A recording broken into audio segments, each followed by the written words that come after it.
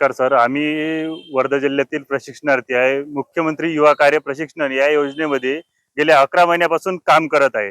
आम्हाला 11 महिन्यापासून काम करत असताना आम्हाला अजून 4 महिने झाले अद्यापही आमचं विद्यावेतन थांबलेलं आहे. आणि मुख्यमंत्र्यांनी सांगितलेलं होतं की ज्या आस्थापनेमध्ये तुम्ही काम करत आहे तिथेच तुम्हाला परमनंट करण्यात येईल. त्याचप्रमाणे एकनाथजी शिंदे साहेबांनी पण सांगितलं की ज्या आस्थापनेमध्ये तुम्ही काम करत आहे तिथे तुम्हाला परमनंट करण्यात येईल. त्याचप्रमाणे कौशल्य विभाग मंत्री लोढा साहेबांनी सुद्धा सांगितले होते जिथे तुम्ही चांगलं काम केलं तिथेच तुम्हाला परमनंट करण्यात येईल. पण या मुद्द्यावरून सरकार पूर्णपणे आता मुकरत आहे. अधिवेशन काळामध्ये तरी सांगितलं की तुम्हाला असे कुठलंच आम्ही आश्वासन दिलं नव्हतं सरकारनी. तर निवडून आलं तुमचं काम झालं म्हणून आम्हाला विसरून गेले का असा आम्हाला सरकारला पूर्णपणे प्रश्न उभारत आहे. आणि निवडणुकीच्या अगोदर सर आमचे विद्यावेतन व्यवस्थित मिळत होतं का नाही? आणि निवडणूक पूर्ण झाली आणि आमचं विद्यावेतन थकीत आहे तेव्हापासून आम्हाला पेमेंट सुद्धा होत नाही आहे.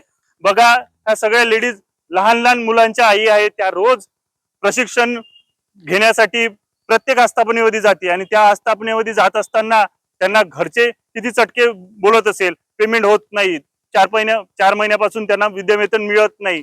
प्रत्येकाला ह्या गोष्टीसाठी आम्ही एकचदा नाही तर 4दा कलेक्टर मॅडमला निवेदन दिलं, कौशल्य विभागाला निवेदन दिलं आणि मुंबईला सुद्धा आझाद मैदानावर 4दा मोर्चा काढला. त्यानंतर नागपूरला सुद्धा 2दा मोर्चा काढला. आताच आम्ही हल्ली नागपूरहून मोर्चा झालेला आहे 2 दिवसापूर्वी.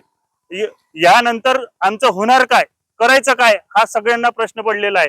तुम्हीच सांगा सरकारनी करायचं काय, हे काय करायचं, काय करायला पाहिजे आम्ही प्रशिक्षणार्थ्यांनी, हाच आमचा सगळ्यात मोठा मुद्दा आहे. आणि जे आमचं आतापर्यंतचं विद्यावेतन आहे ते व्यवस्थित मिळायला पाहिजे, हीच आमची मुख्य मागणी आहे सर.